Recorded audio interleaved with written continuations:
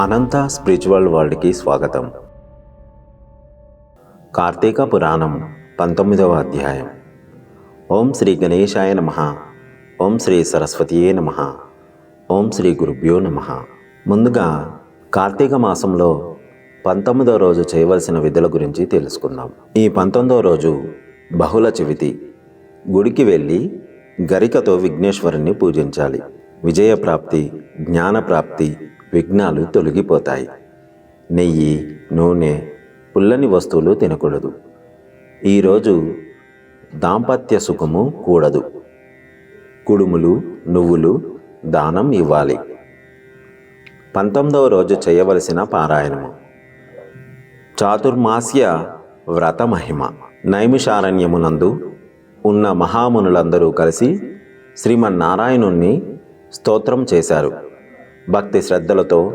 తర్వాత జ్ఞానసిద్ధుడు అను ఒక మహాయోగి శ్రీహరికి చేతులు జోడించి, ఓ దీనబాంధవ, వేద విద్యుడవు, వేద వ్యాసుడవు, అద్వితీయుడవు, సూర్యచంద్రులే నేత్రములుగా గలవాడవు, బ్రహ్మ రుద్ర దేవేంద్రాదులచే సర్వదా పూజింపబడువాడవు, సర్వంతర్యామివి, నిత్యుడవని, నిరాకారుడవని సర్వజనులచే స్తుతించబడుచున్న ఓ దామోదర, నీకు ఇవే మా హృదయపూర్వక నమస్కారములు.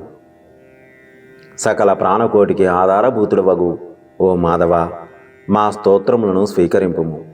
నీ దర్శన భాగ్యము వలన మేము, మా ఆశ్రమములు, మా నివాస స్థలములు అన్నీ పవిత్రములైనాయి.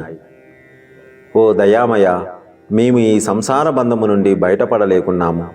మానవుడు ఎన్ని పురాణములు చదివినా, ఎన్ని శాస్త్రములు వినినా నీ దివ్య దర్శనము పొందలేడు. నీ భక్తులకు మాత్రమే నీవు దర్శనమియ్యగలవు. ఓ గజేంద్ర రక్షక, ఉపేంద్ర, లక్ష్మీపతి, శ్రీధర, హృషికేశ, నన్ను ఉద్ధరించుము అని వేడుకనగా శ్రీహరి చిరునవ్వుతో, జ్ఞానసిద్ధ, నీ స్తోత్రవచనమునకు నేను ఎంతో సంతోషించితిని. నీకు ఇష్టమైన వరము కోరుకొనుము అని అన్నాడు. అంతటా జ్ఞానసిద్ధుడు ఆనందభరితుడై, సర్వేశ్వర, నా మీద దయతలచి నాకు వైకుంఠవాసం అనుగ్రహించు. అంతకు మించి నాకు కోరికలు ఏమీ లేవు అని అన్నాడు. అంతట శ్రీమన్నారాయణుడు, మునీంద్ర, నీ కోరికను అనుగ్రహిస్తున్నాను. మునులారా, మీరు కూడా వినండి. ఈ జీవలోకాన్ని ఉద్ధరించాలనే ఉద్దేశంతో చెబుతున్నాను. ఈ లోకమందు అనేక మంది దురాచారులై, బుద్ధిహీనులై అనేక పాపములు చేయుచున్నారు. అట్టి వారి పాపములు నశించుటకు వారికి మోక్షము కలిగించే ఒక వ్రతమును కల్పించుచున్నాను. ఆ వ్రతమును సర్వజనులు ఆచరించవచ్చును. జాగ్రత్తగా వినండి అని ఈ విధంగా చెప్పసాగాడు. ప్రతి సంవత్సరం నేను లక్ష్మీదేవితో ఆషాఢ శుద్ధ దశమి నుండి కార్తీక శుద్ధ ఏకాదశి వరకు పాలసముద్రమున శేషశయ్యపై శయనిస్తాను. తిరిగి కార్తీక ద్వాదశి నాడు మేల్కొంటాను. కార్తీక మాసమున శుద్ధ ద్వాదశి వరకు చాతుర్మాస్యమని పేరు. ఈ 4 మాసాల నిద్ర నాకు ఒక సంతోషాన్ని కలిగిస్తుంది. నిజానికి అది నిద్ర కాదు. నా యందు భక్తి శ్రద్ధలు కలవారెవరో, లేనివారెవరో పరీక్షించడానికి అలా యోగ నిద్రలో ఉంటాను. ఆ సమయంలో యథాశక్తిగా అందరూ వ్రతాలు చేయాలి. ఈ కాలంలో చేయు వ్రతములు నాకు మిక్కిలి ఇష్టము. ఈ వ్రతము చేయు వారికి సకల పాపములు నశించి ముక్తి కలిగి నా సన్నిధికి వస్తారు. ఈ చాతుర్మాసముల యందు వ్రతములు చేయని వారు నరకకూపమున పడుదురు. ఇతరుల చేత కూడా ఆచరింపచేయవలయను.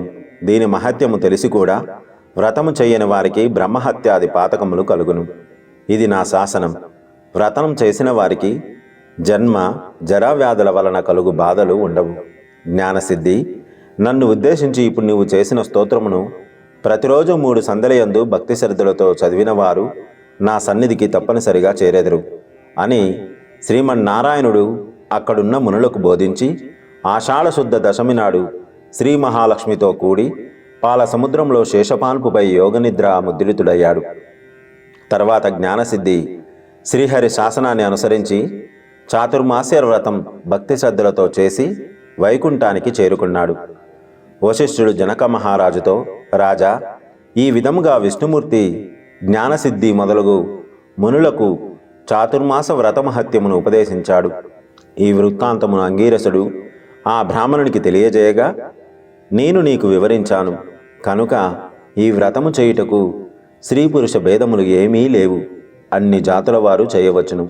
శ్రీమన్నారాయణుని ఉపదేశం ప్రకారం మునిపుంగవులందరూ ఈ చాతుర్మాస వ్రతము చేసి ధన్యులై చివరకు వైకుంఠమునకు చేరుకున్నారు.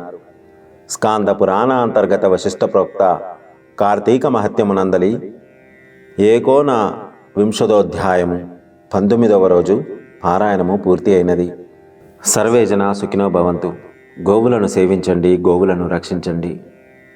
ప్రకృతిని కాపాడడం మన ధర్మం. దయచేసి ప్రతి ఒక్కరూ ఒక్క మొక్క అయినా నాటండి. ఇలాంటి మరిన్ని వీడియోల కోసం మా అనంత స్పిరిచువల్ వరల్డ్ని సబ్స్క్రైబ్ చేయండి.